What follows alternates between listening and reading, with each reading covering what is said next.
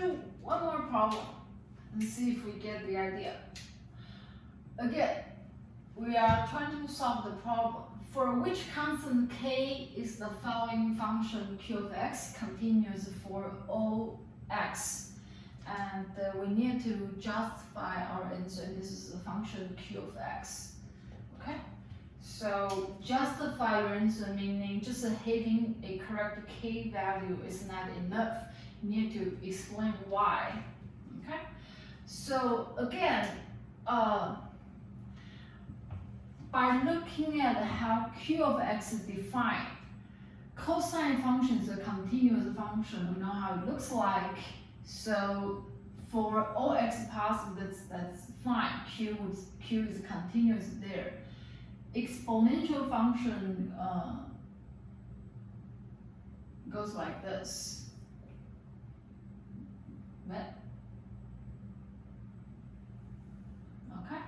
So it's also all fine. Okay, and k is just the scaling, make it bigger, taller. So the only possible issue is when these two pieces try to connect. So for q to be continuous for all x,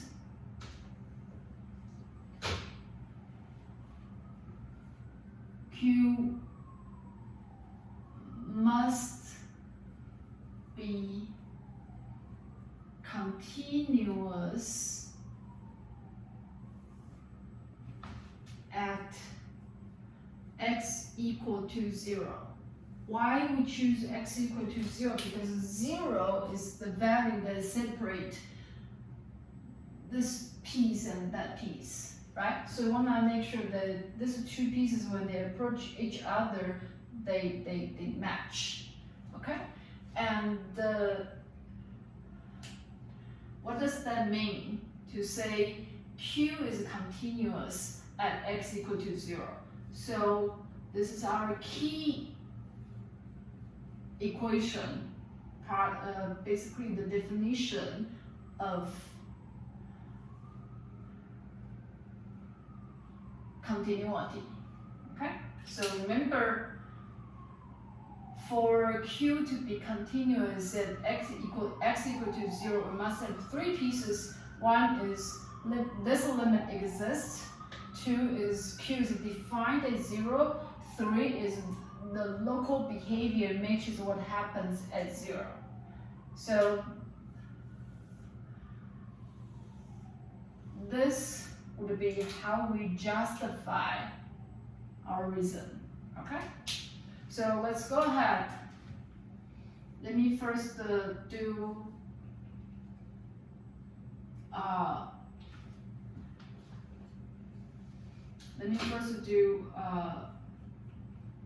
the limit part. For this limit to exist,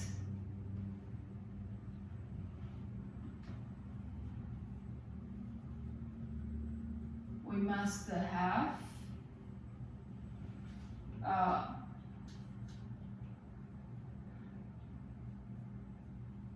the limit of q from the right. So when I do 0 plus, I mean all the x values are slightly larger than 0. So that means if 0 is here, x is larger than 0, so x is on the right hand side of 0, right? Or however you see, this part, the right, from our perspective. Okay, so we must have the right behavior equal the left behavior. And again, I use the minus sign to indicate that x is smaller than 0. Okay? Let's then go ahead, find what this is. Okay? So if x is larger than 0, now we look at the definition of q. X is larger than 0, that means x is greater than 0. So where is x greater than 0? That's here. X is greater than 0. So x is greater than 0, it's 2 cosine x. Okay, so this is equal to that. Right? And if x is less than 0, how is q being defined? If q is less than 0, q is defined by that function, k times e to the x. Okay? So if we want this to be true, this needs to be true. Alright? And that's continue. Cosine function is a continuous function, continuous everywhere because of the graph. We know exactly what the graph looks like.